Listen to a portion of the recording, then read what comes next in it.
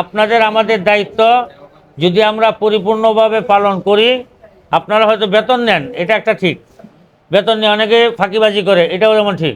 আপনি বেতন নেওয়ার পরে যদি আপনি চিকিৎসাটা সেবাটা সুন্দর দেন, যে আমি বেতন খাচ্ছি সরকারের জনগণের পয়সা, আমার দ্বারা যেন জনগণ প্রতারিত না হয়, না ঠকে, এই নিয়তে যদি আপনি চিকিৎসা দেন, আপনি কিন্তু প্রতিটা মুহূর্তে মুহূর্তে আপনার আমল নামায় সব যাবে।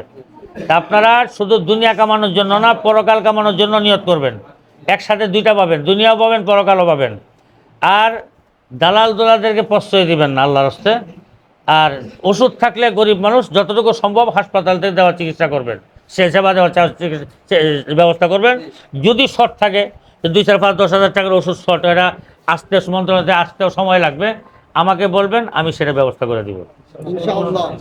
হ্যাঁ, আমি করে দিব যে এই ওষুধটা লাগে, আমাদের ইমার্জেন্সি, এটা ব্যবস্থা লাগে। কোনো ফান্ড নাই, আমি ব্যক্তি ফান্ড আছি, আমার ব্যক্তি ফান্ড থেকে আমি করব। কিন্তু আমি চাই মানুষ, গ্রামের মানুষ, সাধারণ মানুষ, গরিব মানুষ সুস্থ চিকিৎসা পাক, সুন্দর চিকিৎসা পাক আপনাদের মাধ্যমে।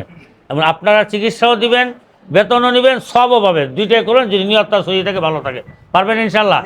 আর ওই যে আপনার কর্তৃপক্ষ আসলে আমাকে বলবেন দ্রুত ফাইল দেওয়ার জন্য, আমি ইনশাল্লাহ ফুলপুরেরটা 100 আর এটা 50টা চালু, তারপরে এটাও 100 করবো ইনশাল্লাহ।